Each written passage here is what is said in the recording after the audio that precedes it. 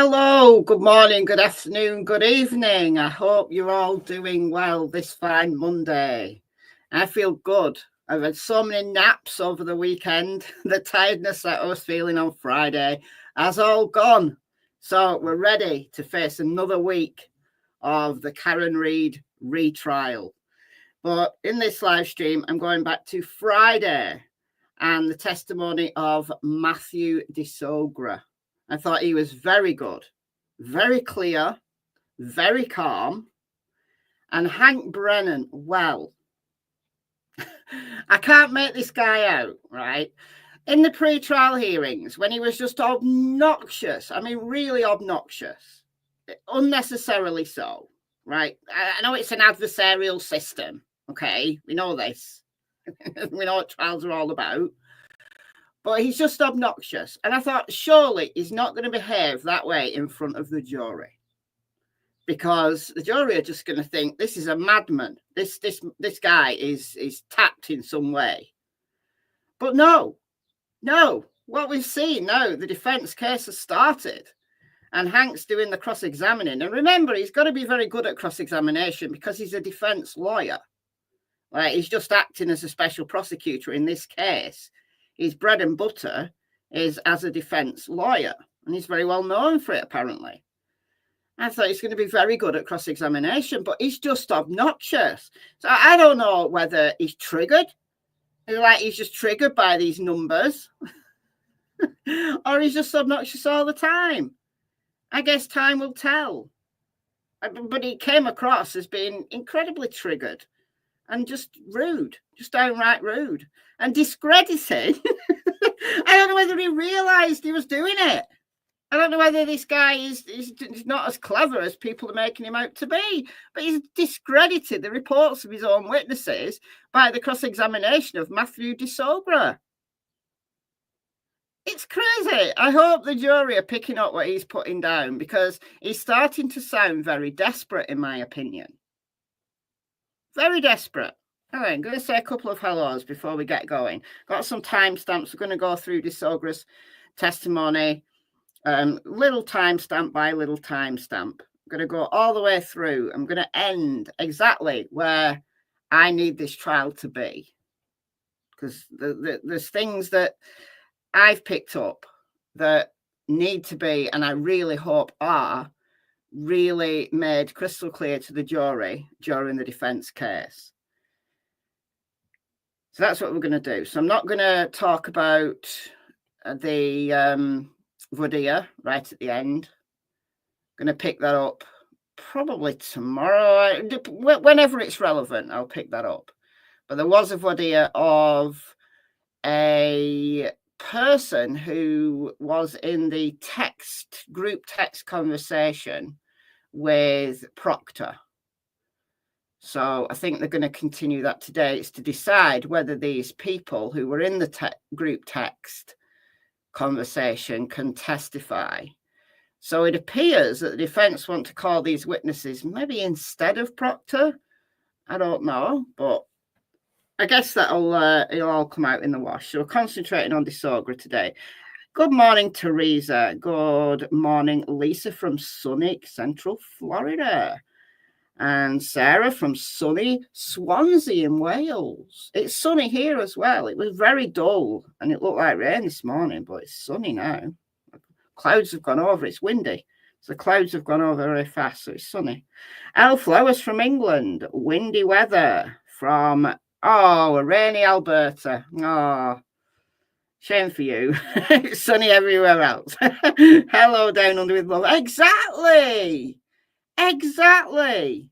Let's take a moment to admire the fact that Hank has discredited his own witnesses. Insane. Two Arctic Wolves, CW, Melissa, The Quiet Observer, Queen of Ravens, Janine, Dawn, Leah, Jane, and then Canoni's Baloney. Oh dear. Hank's going to need a lot of help from Bev. He's going to need a lot of help over the next week from Bev. Hello, Patrice. Exactly. Disogra made things so much clearer. Like, Welcher was just really difficult to understand. And, you know, I had to play stuff back to really understand what Welcher was saying. And the jury don't get the benefit of that. But Disogra was just so clear and so calm, it made total sense when he explained it. When he explained what he'd done, and it was totally as a response to Aperture's reports. So from Shannon Burgess and Welcher's reports, that's what he was tasked to do. And he was the perfect first witness because, you know, we debated on Friday, you know, should they call Orca first? Should they really just discredit Aperture right from the jump? And Disogra, because I didn't know what Disogra was going to testify about. I knew he was a data guy, but I wasn't sure whether he was going to go into the phone data. I wasn't sure exactly what he was, you know, tasked to do. But because he wasn't in trial one. But no, perfect first witness. Just really explained Aperture, how he'd reviewed it and his conclusions, and very clear. Very clear. He missed his cross. Oh, dear. Oh, wow. It's worth a listen, because it's worth a listen. Just for the sake of admiring Hank Brennan discrediting his own witnesses. Hello, Angie Baby, Emmy, Claire. What else have we got here? Bija. Oh, Beezer. I still need glasses. All right. Okay, without further ado, we are starting off at about 45 minutes into the testimony. This is direct, and it's Alan Jackson doing the direct examination. And then we'll get into cross. But so Matthew Disogra, for those that missed it, he works for a company called Delta V. So they're a private company, and his specialisms, and he does have qualification series at masters. He's not a doctor, but he's got a master's degree, and he does crash test stuff. But his speciality is data analysis, which is obviously what he's here to talk about, going through the Aperture's figures and giving his own opinion on it. Okay, so that's where we're starting, and we're starting off with the 3 seconds. Now, this was really confusing when Welcher tried to explain it. So there's a 3-second delay between the Lexus turning on, so literally, you know, pressing the button to turn it on, and the infotainment system registering that the vehicle has been turned on. And this was from the exemplar Lexus. If you remember, Aperture bought a Lexus that was the same model as Karen, same year, same model. So you would assume that everything in the exemplar Lexus would run exactly the same as in Karen Reed's Lexus. You would assume that, right? But with just one exemplar, you've got to be cautious with it. Got to be cautious with direct interpretations. Now, if you got a bunch of Lexuses of the same year and same model, and they all behaved in exactly the same way, let's say you tested 5 of them, and they all registered 3 seconds of a delay between pressing the button to, you know, turn on the ignition and the infotainment system registering that the vehicle was on. If you got 3 seconds consistently across different Lexuses, across all times, then you could conclude that Karen Reed's Lexus would also have that 3-second delay.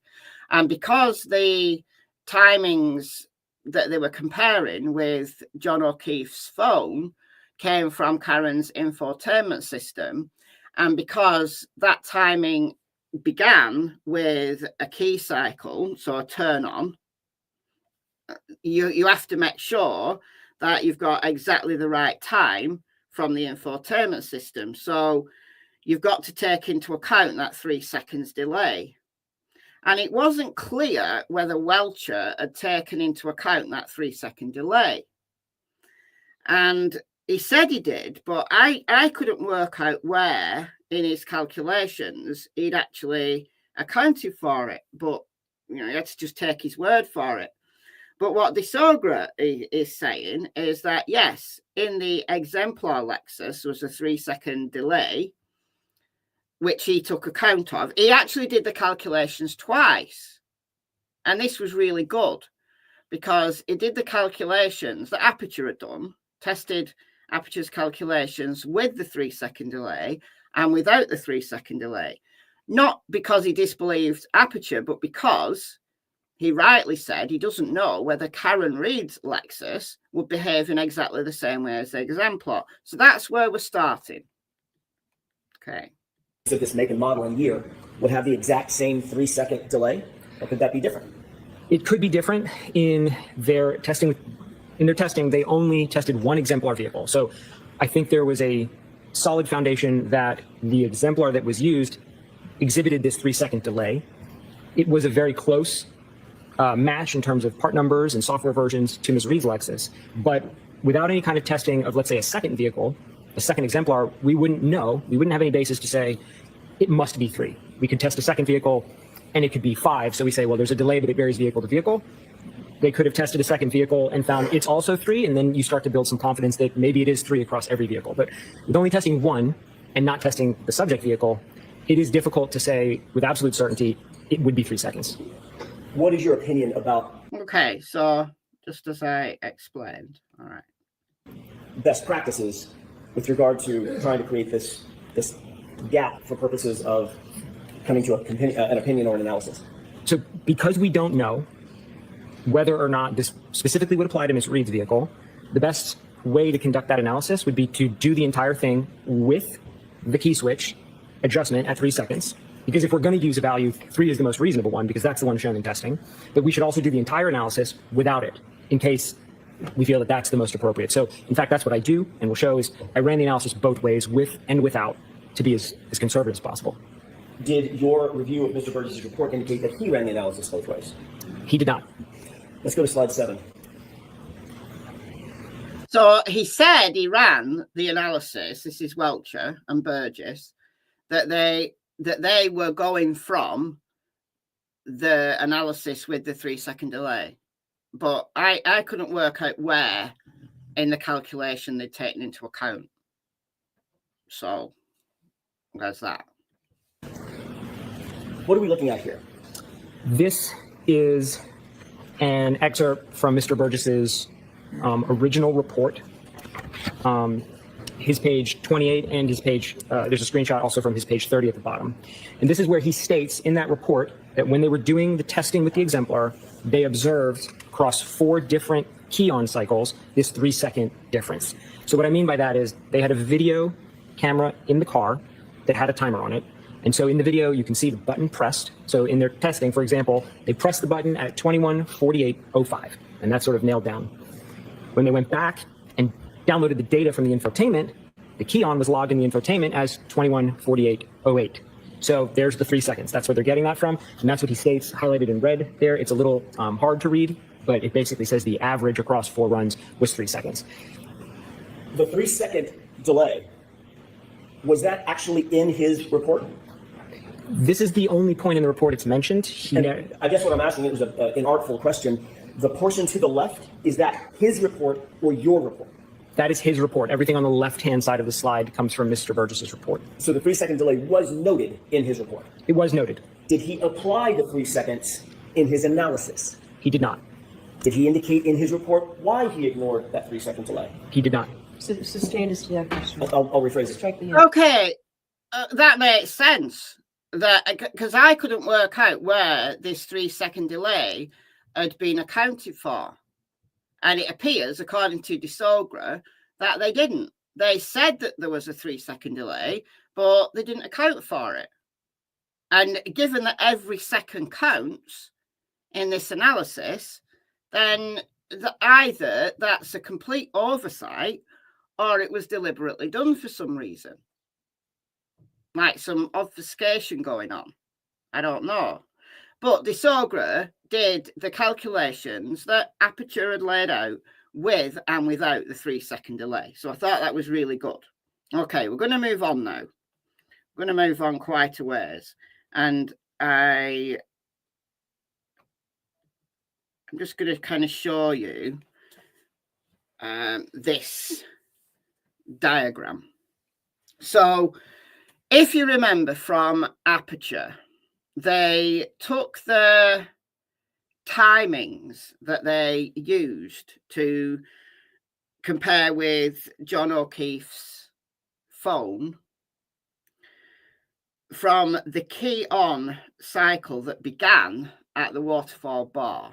So that was when Karen Reid turned the car on, and then they were able to match up the 3-point turn that she did on Cedar Crest when they overshot Fairview and they ended up going down Cedar Crest, and she did a 3-point turn to turn around. Okay, and they could get the exact time that maneuver ended matched with John O'Keefe's phone and the Waze app. The Waze app registered the 3-point turn, so they were able to get the beginning and the end of the 3-point turn maneuver matched. Now, and then they did the calculation of how much they needed to, because the time, the clock on the Lexus was different than the clock on John O'Keefe's phone, so they had to match them up. So they matched the Lexus up with John O'Keefe's phone. You're remembering all this, right? And when they matched them up, they said that the trigger event, so jumping forward to the 24-mile-an-hour reverse maneuver that she did in front of 34 Fairview, they were able to conclude, this is Aperture, they were able to conclude, and this is Burgess's work, that the trigger event, which was the 30-degree depression or 30% depression of the accelerator pedal when Karen went into reverse, supposedly to run John O'Keefe over. That trigger event happened between, once the calculation had been corrected, once the clock had been corrected, happened between 12:32:04 and 12:32:12. Okay. So this is the stuff in the box here is what de Sogre's discussing. Okay, so and you've got 8 points. 1, 2, 3, 4, 5, 6, 7, 8, 9. Oh, you got 9 points because you take the 0, like the part where she begins. But you've got this 8-second window, and if you take and remember, what the prosecution are trying to sell the jury is that the trigger point happened before John O'Keefe had stopped interacting with his phone. Okay.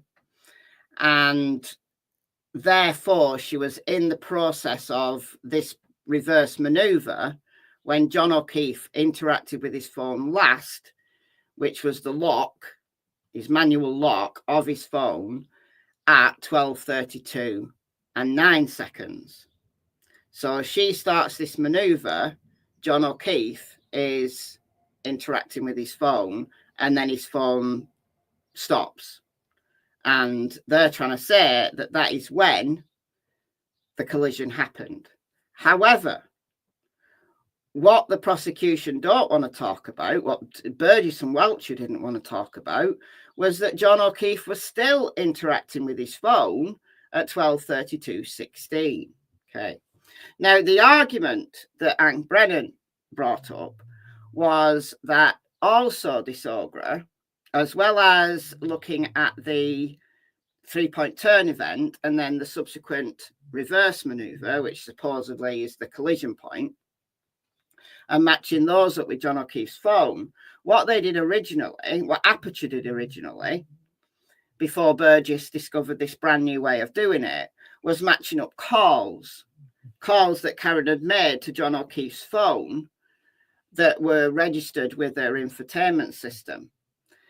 But some of those calls, Aperture said de Sogre had used erroneously because the infotainment system was actually switched off. So it was actually Karen Reid's phone rather than Karen Reid's infotainment system that they were comparing. So that's erroneous. Can't do that. But de Sogre has disregarded the calls anyway. And if you disregard the calls, then and you focus on that last key cycle, then you still have a situation where you've got this 8-second window of when this trigger point supposedly happened. Okay, so we know all that. We know all that. Right, we're going to go into Hank's cross-examination now. And we're going to go to, I forgot the timestamp, 150. Right, so Hank was rude. Hank was rude right out the gate. Came out swinging. Came out really angry, really triggered. I don't know whether he's really triggered. And that's what it sounds like to me. It sounds like he's just belligerent, arguing for the sake of it, triggered by his own experts, and willing to disregard and discredit his own experts to fight this guy. All right, so we're going to go to 150 here. Just an example. This is I would say, generally as experts, we do work that our clients ask us to do. So if we're asked to do it, we do it. If our clients say, hey, don't do that, we don't do it. Well, you like the phrase best practice on direct, so I'm just wondering if I can borrow that phrase. Sustain. Okay. We're trying to page 2. Now, this is taken from Dr. Welcher's report. Yes. And again, you did no testing whatsoever. You just I did not. Did you read all of Dr. Welcher's data, the gigabytes and gigabytes of data? Did you go through it all? Not every slide, no. No, not just a PowerPoint. I mean the actual massive amount of data in his study. Did you go through the data? Oh, no, I didn't look at any of the data. Did you ever speak to Dr. Welcher? No. And so when you are making assumptions on what he thought or how he analyzed, you're just guessing. Do you see what I mean? He's just so rude. Like, Hank knows full well what de Sogre's mission was. And it was to analyze the data that Aperture had produced in their reports. He's not going through all of the raw data. He's going through the figures that they are presenting to the jury. He's just rude. Think he was born rude. Yeah, he probably was. He probably was. He's probably like a really obnoxious child. I can imagine that he would be pulling legs off spiders and stuff just for the sake of it. It's rude. I am looking at what Dr. Welcher put in his trial presentation, and my assumption that's baked in there is that he's going to stand behind the things he says in a presentation. So I'm taking them at face value, but as being correct. It's not a matter I'm of not guessing. It's not a matter if he's going to stand behind it. You don't know why he put something in here. You just see it on the paper. You don't know what his thought process was, did you? To an extent, yes, because I understand how. Look at his face. Look at his face. It's like he's mad. It's like, what's wrong with you? The exemplar testing by Aperture laid the foundation to align the key-on events in the infotainment to the Lexus VCH events. When Dr. Welcher made his PowerPoint, do you know whether or not he was relying on 154 on Mr. O'Keefe's phone, stamp 154, as the end of the event as opposed to the beginning of the 3-point turn, 1162-1? Based on the math he uses, that's the implication. He puts a number on the screen that the only way you could reach that number is by making that assumption. So when I looked at the math, yes, that assumption seems baked into the math he did. So this seems like it's baked in that he was assuming 154 on John O'Keefe's phone was the end of the 3-point turn. Not on this slide, on a later slide, but yes. Okay. And you said that variances... And that's exactly what they said. That's what they were doing. That's what I took from Aperture collectively, that the time point that they matched up, like they could match up the beginning and the end, but they used the end as the kind of point where they matched it up. That's what I took from it. 30 seconds, 45 seconds, they're very common when you're comparing two different devices, right? Yes. Okay. First, next page, please. You point out 2 times for the jury, the Lexus event 11:62:2 ends 12:31:43, right? Yes. And that's based on the clock and the infotainment system. That time is based on 2 things: the clock in the infotainment unit and the cumulative key on timer in the text stream data. So it's a combination of 2 values. Which is the running clock. Correct. Right. And that is compared or contrasted or coordinated with the log on off time that is found on the SD card. Yes? Yes. And without that SD card, we wouldn't have. Remember, this is the 12:32:43 is the Lexus time, but this is the Lexus time before it's adjusted to match up with John O'Keefe's phone time. That time now, would it? Correct. Okay. 12:32:09 isn't something you analyzed, but you just read in the report that that is information from Ian Whiffen, suggesting or taking the. Oh, you didn't analyze it, you just read it in a report. Yes. Yes, the 12:32:09 was in Ian Whiffen, the computer guy's report, as the last manual lock that John O'Keefe did with his phone. Yes, exactly. Why does Hank make it sound like de Sogra is doing something wrong? Yes, exactly. That's what everybody's using. Position that was the last user interaction John O'Keefe had with his cell phone, 12:32:09. That's how I understand it. There was a phone lock at 12:32:09. I did not look into the underlying reports from where that came. And you know those are 2 different devices, 2 different clocks that will have a variance. Yes. You mentioned trigger event, and you said that your preference is to, when you're doing times, to point it from the actual trigger event, and there was that little slap for emphasis to target you on that, right? The trigger event. That's not a standard practice or a protocol that is supported by any type of literature, is it?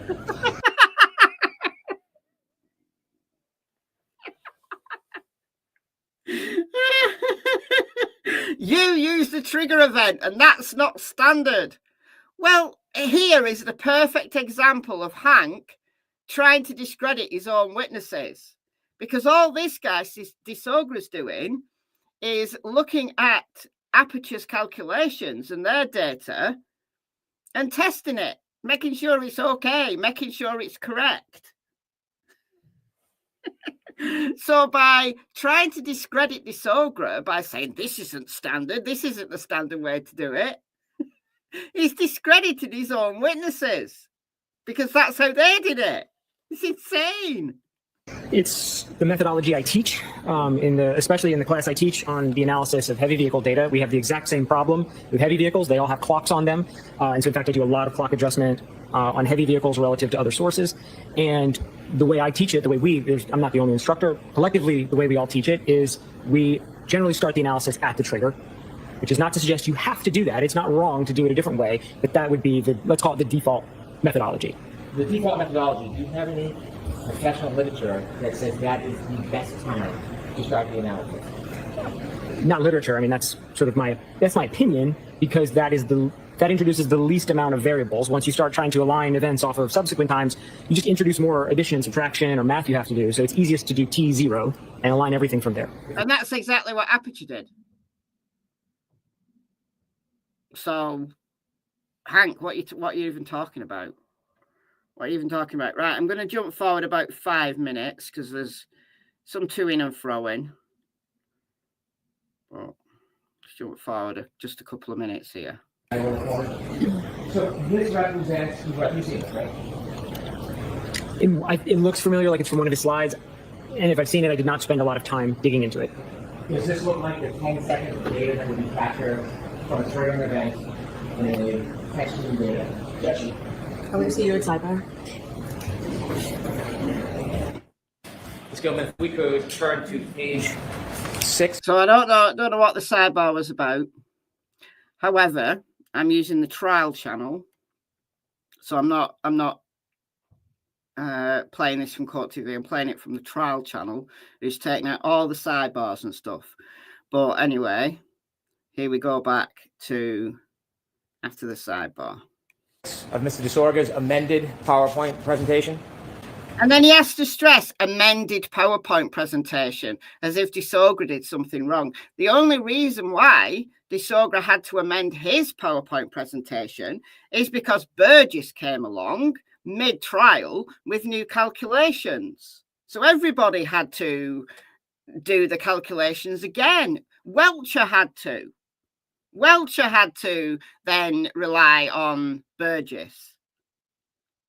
Burgess was the one who had this, I don't know, eureka moment and decided to do the calculations again. And then Welcher had to change stuff. And then DeSorga, in analysing Aperture, has also had to amend stuff to take into account the new data that Aperture was presenting. So, Hank, shut up. Sir, I want to ask you about your opinions, and inevitably, some of the slides that you presented to this jury regarding adjusting the clock in a time period of 3 seconds. You have given an opinion that there's a difference that you see in the reports between when the defendant's Lexus is powered on and the... So this is going back to the 3 seconds, which is important because every second counts. And in Aperture's report, they said that in the exemplar Lexus testing, they noted the 3 seconds delay between the key on event, so the ignition actually turning on, and that registering in the infotainment system. They noted the 3 seconds, but it didn't appear that they'd taken that into account, that 3 seconds into account during their analysis. So DeSorga did his analysis with the 3 second delay and then without it. But this is all wrong for Hank. Infotainment system begins, correct? Yes. There's a 3 second difference on the exemplar vehicle between when the power is turned on and then the screen lights up, the ignition, the infotainment system. The 3 seconds I'm referring to is the timestamp in the data from the SD card. So I'm referring to the timestamp in the SD card. It seems that that's coupled to the screen, but I just want to make it clear I'm referencing the data from the SD card. The data from the SD card correlates directly to the infotainment system itself. The date does, yes. Because the SD card is with the other chips part of the board that makes up the infotainment system. Yes. That infotainment system powers the screen that goes on after a user presses the button to start the vehicle. Yes. So yes, we're all there. We all understand it. We all understand it. The jury will be horrified listening to him talk like this with every defense witness. I hope so. I hope he really shows himself up because he's so rude. He's so rude. Brennan is a walking, talking trigger event. Yes. He so is.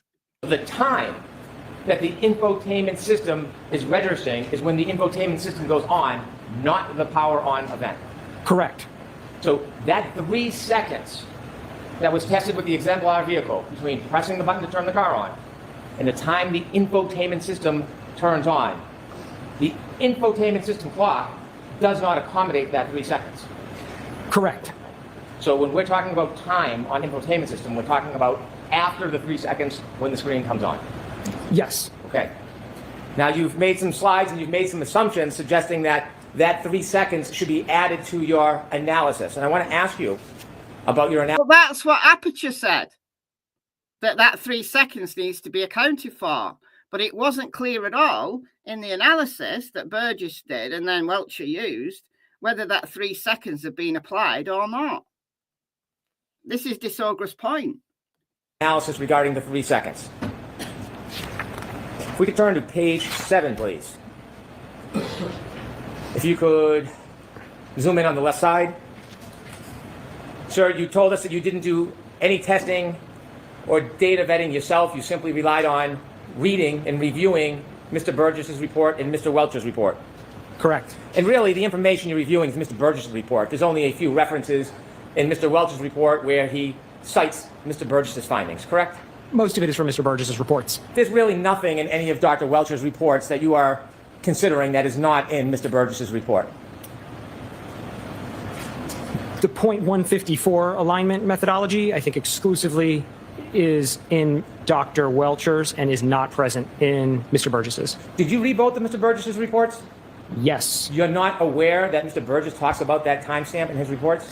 He mentions it in the second report to say that he doesn't think, basically he doesn't think Dr. Welcher should have aligned it on that.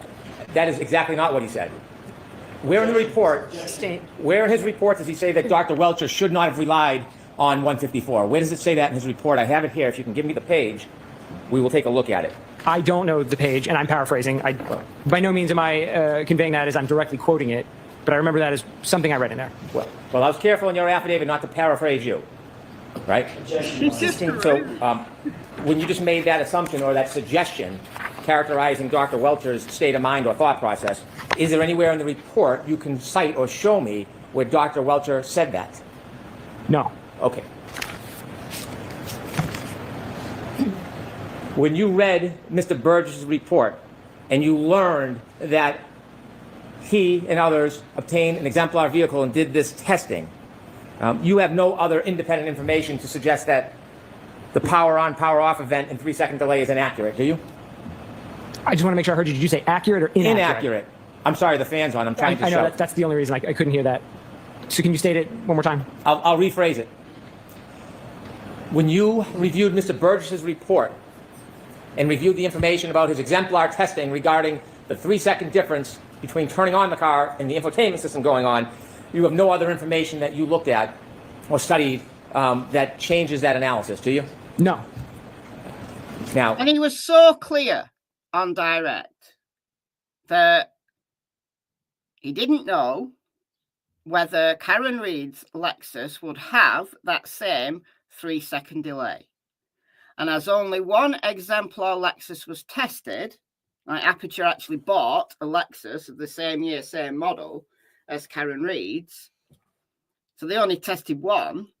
So he doesn't know whether Karen Reed's Lexus will behave in the same way. It might have a 2-second delay. It might have a 4-second delay. We don't know. So the safest thing to do is to do the analysis with the 3-second delay accounted for, but also do the analysis with the 3 seconds delay taken out completely.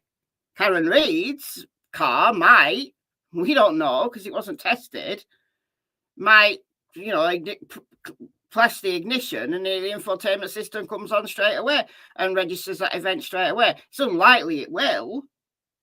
I mean, 3 seconds delay probably is roundabouts accurate, but we don't know. So it's safer to do the analysis with that time difference accounted for, but also understand what that analysis looks like without the 3-second delay.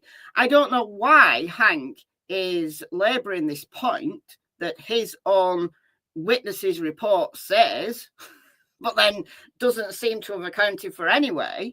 Why he's labouring this point, I don't know. Is it because he doesn't understand it himself, or is it because he's just trying to tie the jury up with loads of different important sounding words and just tying them up so that they just get completely confused?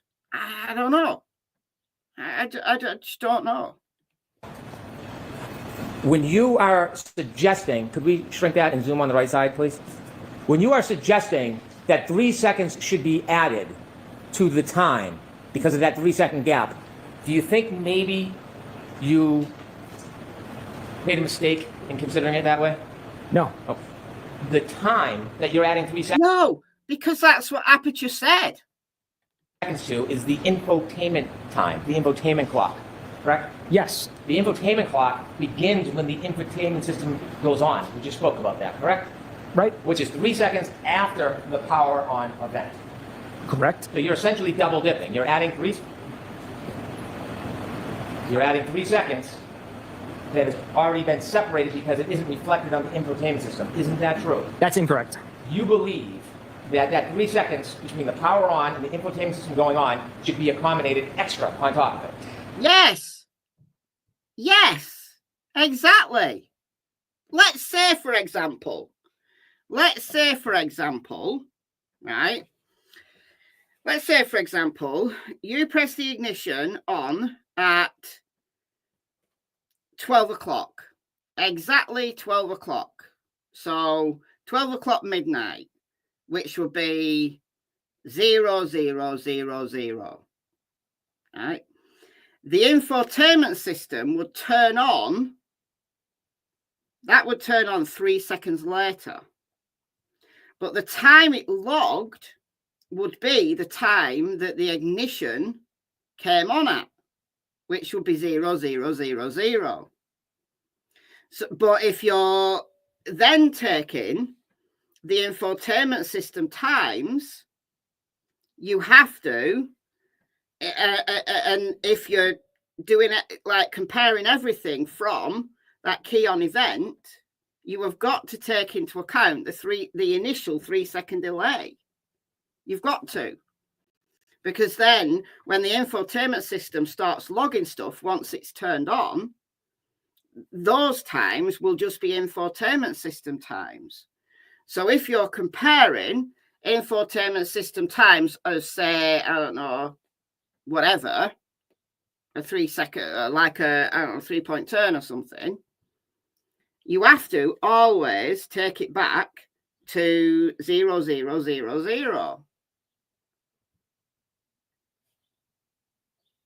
I don't understand why that's difficult to understand. I don't get it.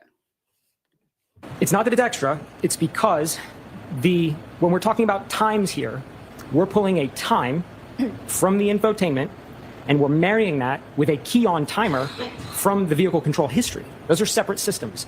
So if the vehicle control history had its own time, then what you're saying would be correct. We wouldn't account for any delays because then it's already baked into those numbers. But this is a very unique analysis. This is not something I've ever even seen, this type of analysis here where we're comparing a timestamp from an infotainment SD card to a VCH total time. And so the only way to reconcile those two is we have to align them. And the 3 seconds is the alignment between those because the VCH key on timer is going to start as soon as the vehicle is turned on. And that's the 3 seconds. You've never seen this before. Okay, Karen.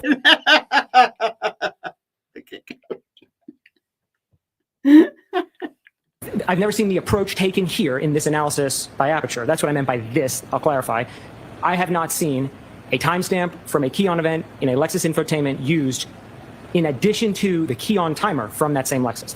You know, Mr. Burgess actually looked at the data, not just the timestamp. You looked at the data. You understand that, don't you? Sure. You did not, did you? Which data? The data for the timestamp. And then he has to say, yeah, but you didn't look at the data. Mr. Burgess looked at the data. Yeah, but Disogra is taking Burgess's analysis of the data that he used and he's testing it to make sure it's accurate. He's doing all the calculations again that Burgess did. So he's using the same data. Just because Disogra didn't download it all from the relevant SD card doesn't make it wrong. He's using the data that Burgess downloaded and doing his own analysis to check Burgess's findings. Come on now. On the text stream data. There is no timestamp on the text stream data, is my point. It's a derived value from the key on time, and then added to that is the elapsed time from the text stream. So they're separate. Did you look at the data to make that determination that you're claiming right now? Did you actually look at the data? Yes. Yeah. You look at the raw data? I looked at, yes, the raw text stream data. The raw text stream data from infotainment, did you look at it? I just don't want to mince it. The text stream data is an independent system from the infotainment, and you said from, so they're not. Did you look at the infotainment raw data? I did. Okay. And did you find a timestamp on the infotainment raw data? Yes. Now, when you added 3 seconds, you were trying to, in addition to the infotainment data, you were adding on the 3 second delay that now you're saying might not even be accurate. Is that fair to say? I don't think I've ever said it's not accurate. I said that in the exemplar testing, they documented this behavior of a 3 second delay. Oh, Hank. Oh, Hank. And that needs to be accounted for if you're going to correct the timestamps. However, the caveat I put in that was only with one exemplar vehicle. So it could be that this behavior, the 3 seconds, is unique to the exemplar and would not apply to other similar vehicles. And so that's why I did either nothing or the 3, because there's nothing to support something in between. So you disagree that the clock stamp on the infotainment module begins the run. You believe that there's potentially 3 seconds before when the ignition goes on that should be added to that time. I know from testing other Toyota systems that the key on timer happens almost at the identical time that the vehicle is turned on. That timer starts running basically immediately. But on this case, you don't know anything firsthand because you didn't do the testing yourself. I don't know if it would specifically apply to this Lexus. I know that from other Toyota testing, but not this specific Lexus. I'm sorry. Which is exactly what he said. Exactly what he said. And Hank's just being belligerent and difficult. Very, very triggered for reasons unknown.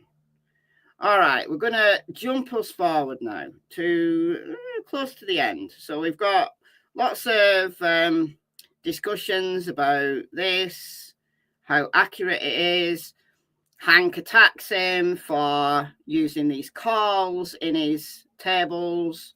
And DeSogra was very, very calm and said, well, if you want to say that the calls are, less accurate, either because they're coming from Karen's phone or therefore they're not from the infotainment system, okay, remove them.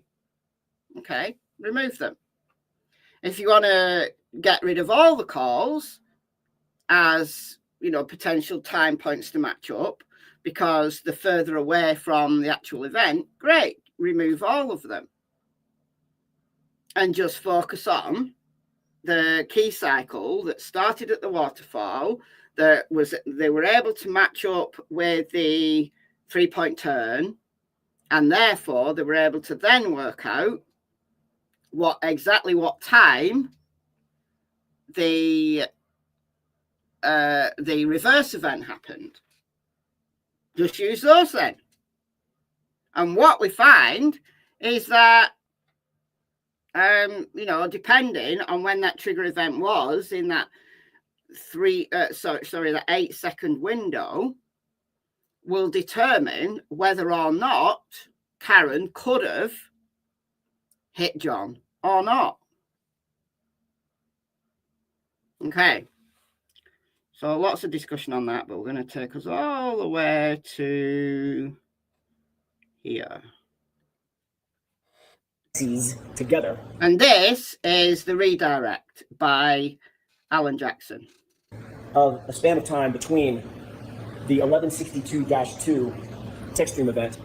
And just a reminder, 1162-2 is the reverse event. That's the event in question. 1162-1 is the 3-point turn that they're using as the place where they can match up Karen's Lexus, the end of the 3-point turn maneuver, with John O'Keefe's phone using the Waze app. But because there's a difference in the times between the clocks, they've got to do that adjustment. So once they do that adjustment, the trigger event, like 7 or 8 minutes later, the trigger event of the reverse happened between 12:32:04 and 12:32:12. So depending on when that maneuver started, is crucial. Every second matters on determining whether or not Karen could have hit John. Because we know that John did a manual lock of his phone at 12:32:09. What we also know is that there is another interaction event with John's phone that the Commonwealth don't want to talk about. Trigger event and the lock event at 12:32:09. Objection. So the question is that what he's considering? Correct. In other words, was he basing his opinion or analysis on that time frame, at least in part? So I'll let that question stay. So is he basing his analysis? So is DeSogra basing his analysis on the fact that John O'Keefe's phone locked for the last time at 12:32:09. Yes. Okay. If you were told that there was another interaction phone event on John O'Keefe's phone at 12:32:16 in the form of steps taken, 36 steps over the course of 83 feet, would that change your analysis or opinion in any way? Objection. I'll allow that in that form. Yes. In what way? If the phone event moves from 12:32:09 to 12:32:16, then of the 30 possibilities I had in the chart, all of them would become positive. That would mean that that interaction occurs after the end of the vehicle event every single time. Instead of, it was 25 for 30 in the original analysis, the hypothetical would change it to 30 for 30. All of them, all 30 of them, would occur at a point in time when it occurs that all of them would reflect a scenario in which the phone interaction took place after the trigger event. That's correct.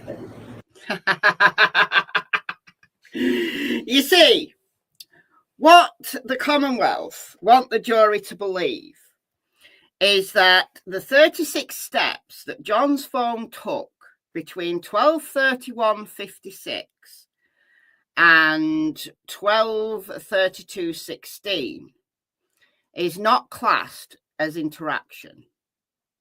They're saying that we have to only use 12:32:09 because that's a manual lock. So a human had to click the button to lock the phone. Okay, I accept that. All right, if you want to lock your phone and you don't want to wait for the phone to lock by itself, right? You just click the power button, quick click, and it locks the phone. Okay, that was registered on John's phone. That's what he did at 12:32:09. However, the steps continue through a 20-second window, and the steps only stop at 12:32:16. But apparently the Commonwealth don't want you to think of that as human interaction. They don't want you to think that that phone had to be on someone's body or being held by someone. They want you to think that that interaction happened completely independently, that the iPhone 11 has the ability to grow legs and walk by itself, which is obviously absolute nonsense.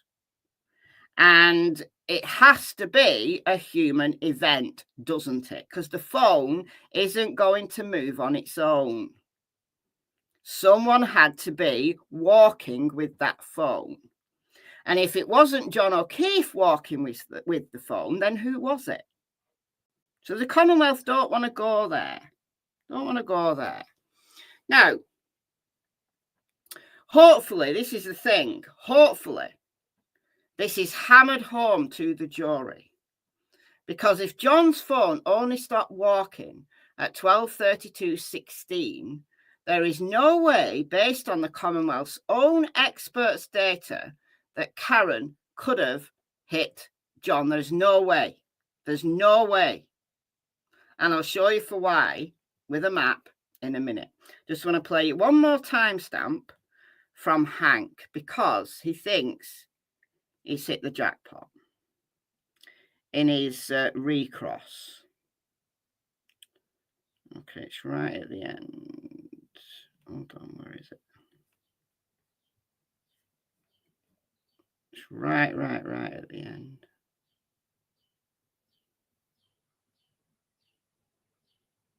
I might have got the timestamp wrong here.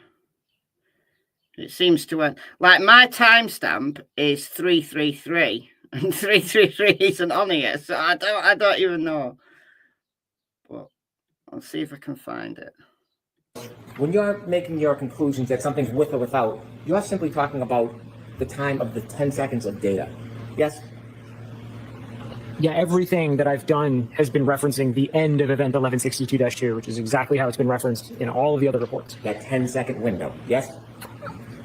Not even the window, just the end. Everything in the Aperture reports talks about the end of event 1162-2. So that's what I used across everything. And when you say end of event, you're referring just to data, not the actual real life event. Yeah, absolutely. The end of the recording. Okay.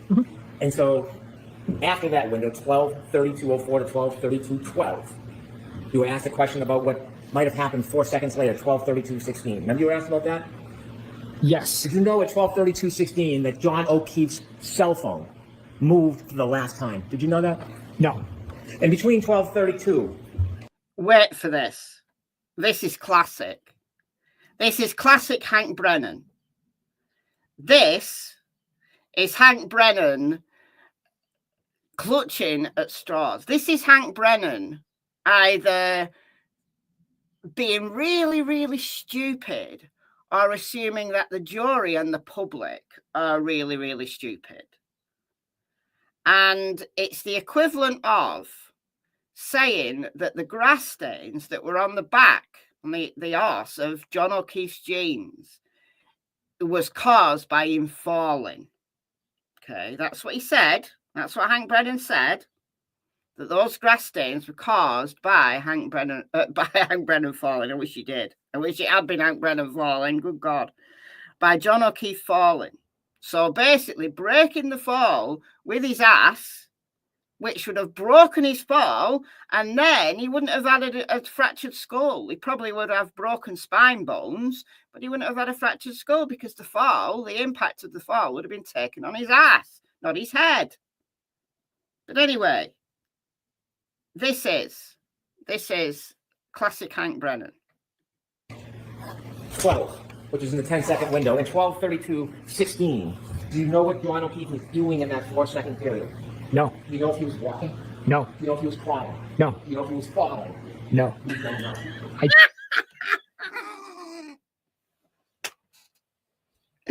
So he's saying that in the 4-second period between 12:32:12, which is the last potential moment of the trigger event, based on Burgess's data, and 12:32:16, John could have been falling. Like, how freaking far was he falling if it took 4 seconds for him to fall? Dear God, is he seriously trying to get the jury to think that John O'Keefe was pirouetting in midair for 4 seconds between 12:32:12 and 12:32:16?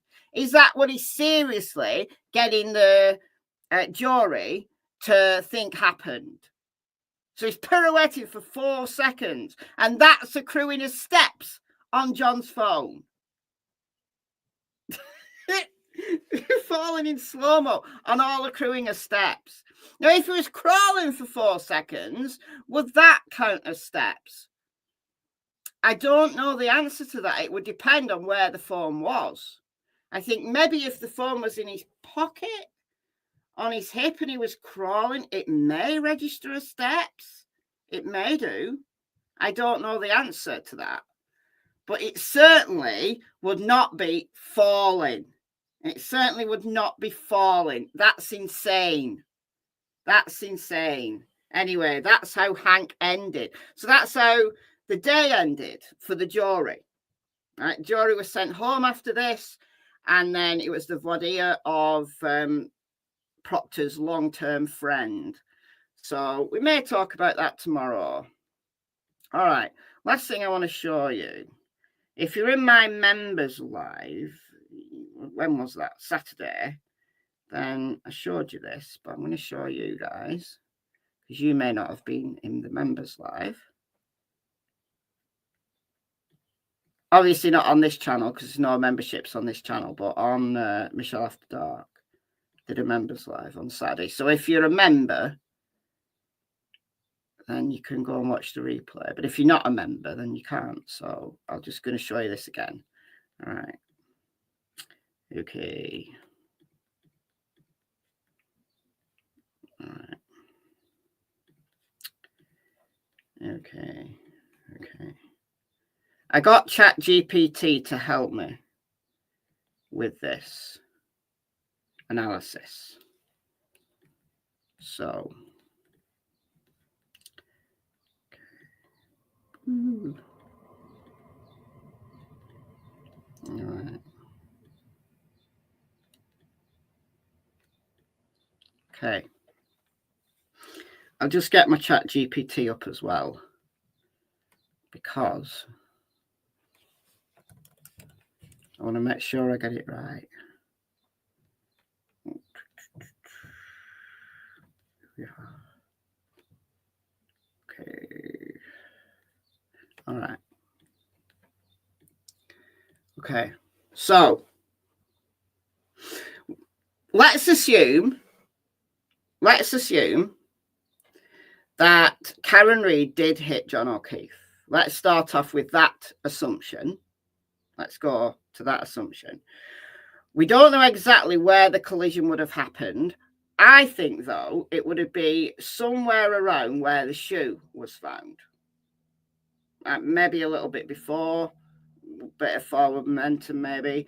But it's well known that when you get hit by a car, if you're like standing and you're hit by a car, it's very well known that you get basically lifted out of your shoes. Unless your shoes are really tied on tight, that you get lifted out of your shoes. So I think if Karen Reid did hit John O'Keefe, the impact site would be somewhere very close to where the shoe was found, not where John O'Keefe was found, because we've got to take into account the 4-second pirouette.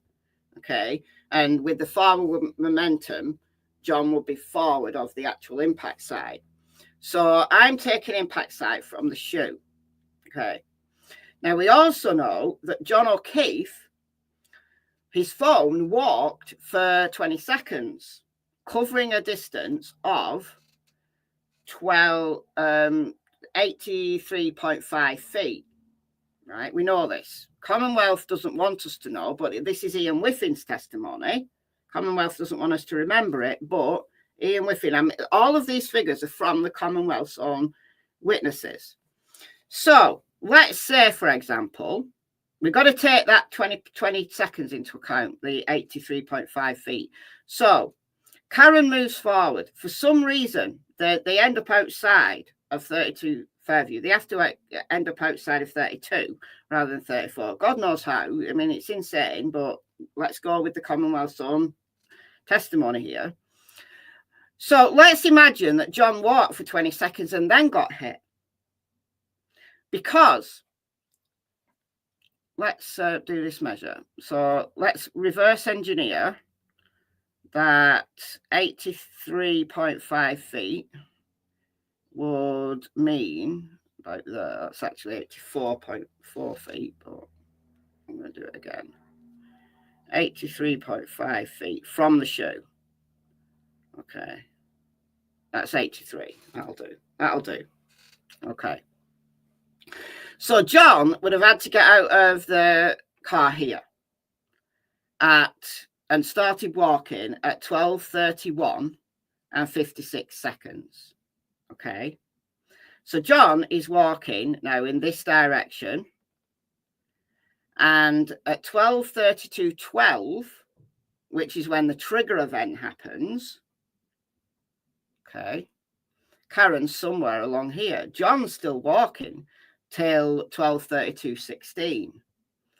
So Karen might take 4 seconds, conceivably, to go from wherever the trigger event started to John O'Keefe. So let's say the collision happened here at the shoe at 12:32:16. Okay, because that's when John's phone stopped moving. Okay, all right. Well, that could happen. That could happen.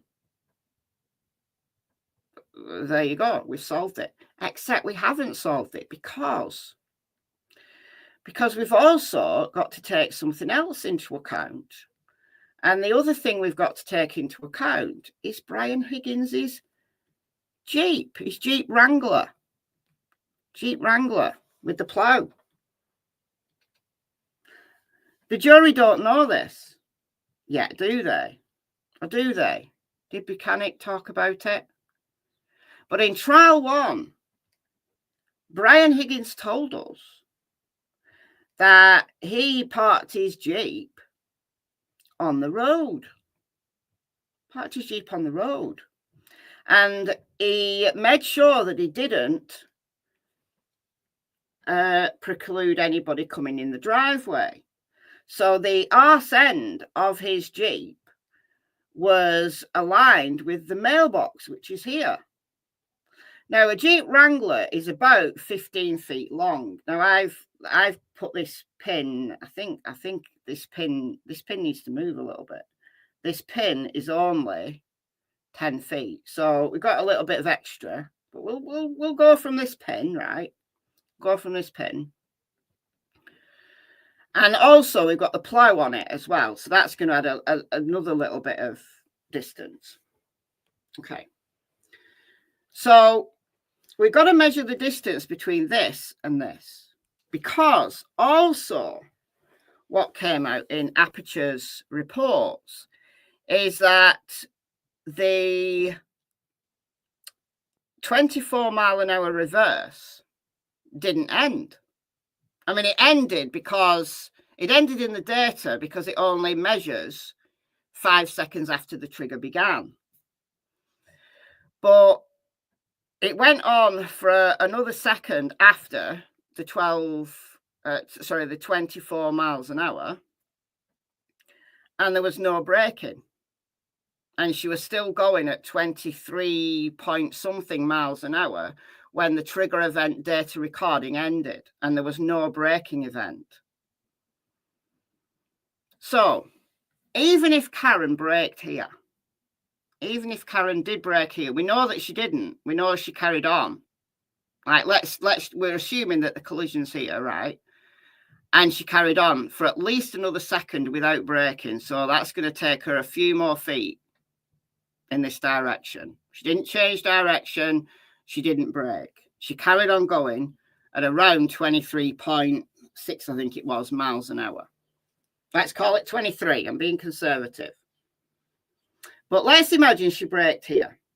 All right. Now we've got to go to braking distances. On a wet road, because you know it was snowing, a Lexus LX 570 traveling at 23 miles an hour would take approximately 85.9 feet to come to a complete stop. If you slammed on your brake at the shoe, you've got to take into account 85.9 feet, because you've got a reaction time of 1.5 seconds. The reaction distance that equates to is 50.6 feet. So that's your reaction time. That's, oh shit, I need to brake.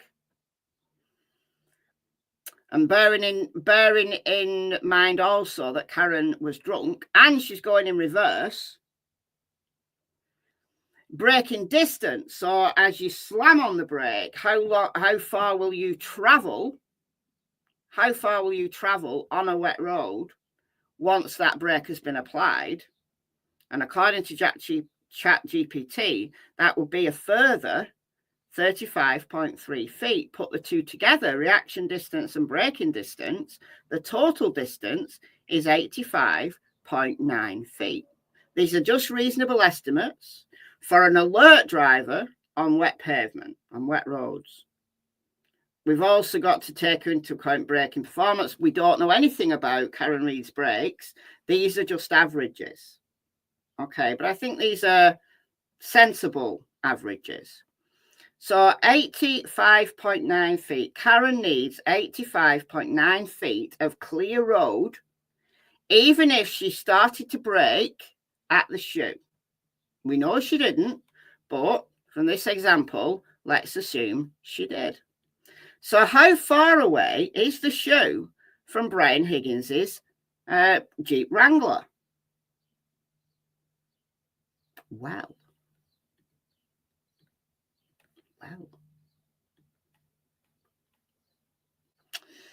Oh, no, it's only 75 feet.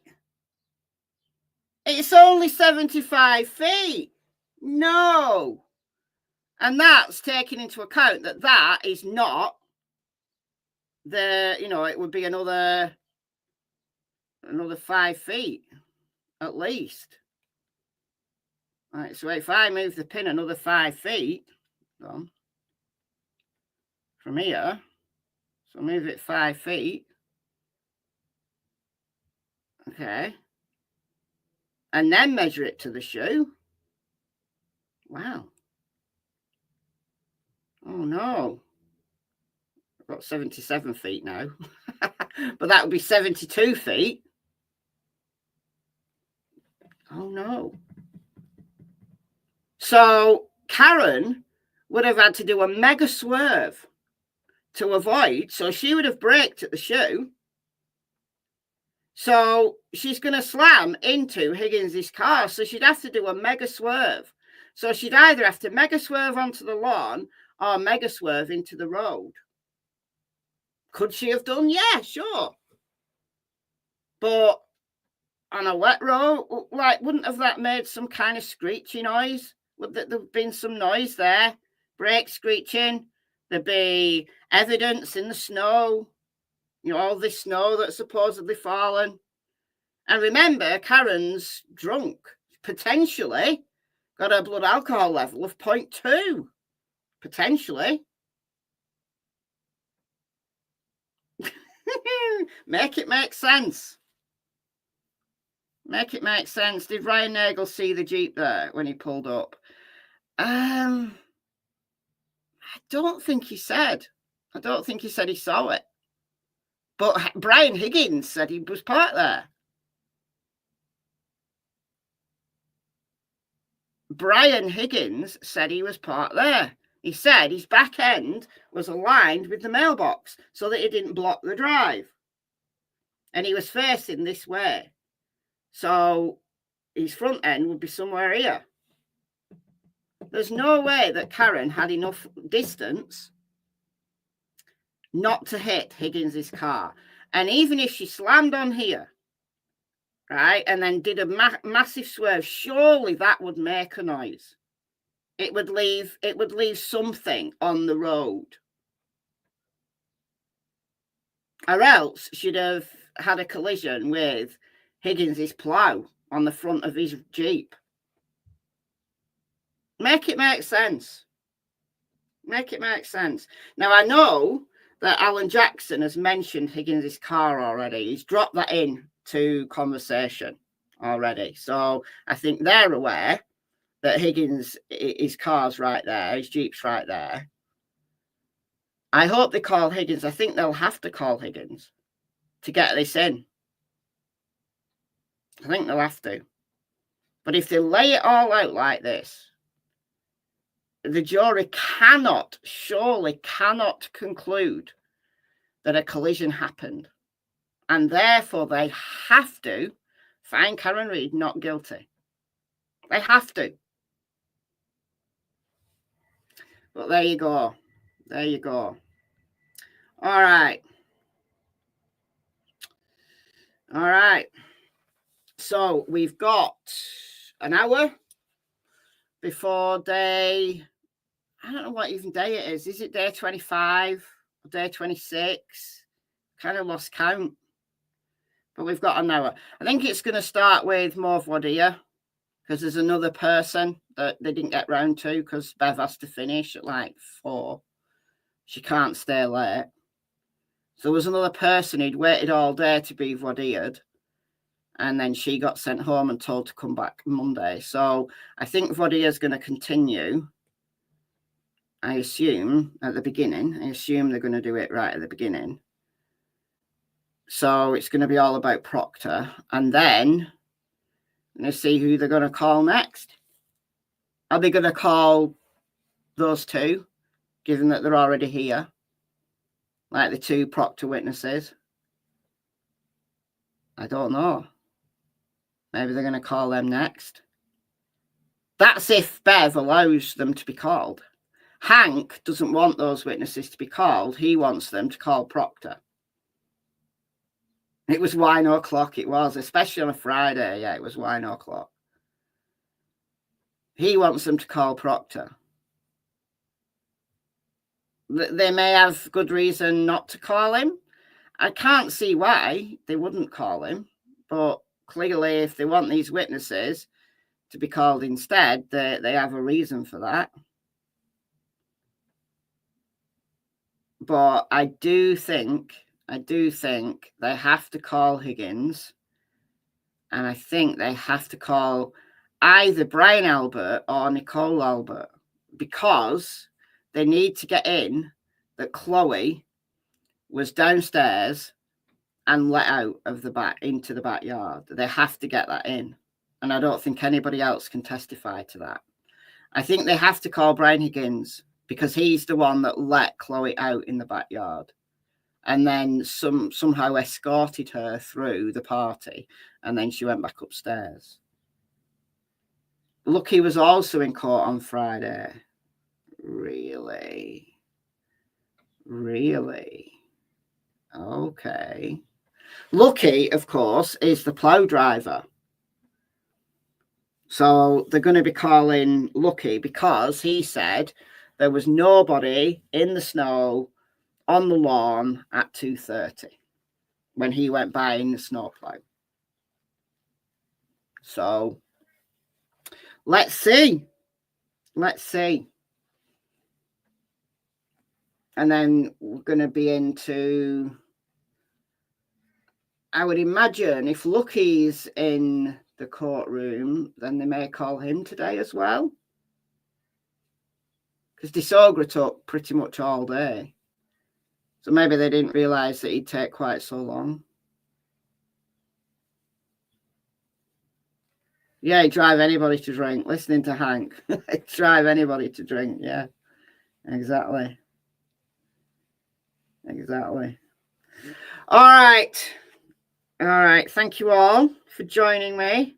I'll be back tomorrow with a recap of whatever I find interesting from today.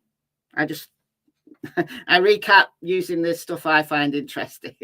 I don't recap the entire day, as you may have seen. I just pick up the stuff that I find really interesting.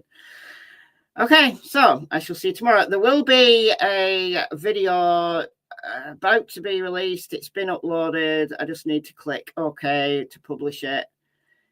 In the next 10 minutes over on Michelle After Dark, that's about Lily and Jack Sullivan, if you're following that case. So yeah, I'm gone. Thank you all for joining me. Thanks as always to the mods, and I'll see you tomorrow. Bye, guys.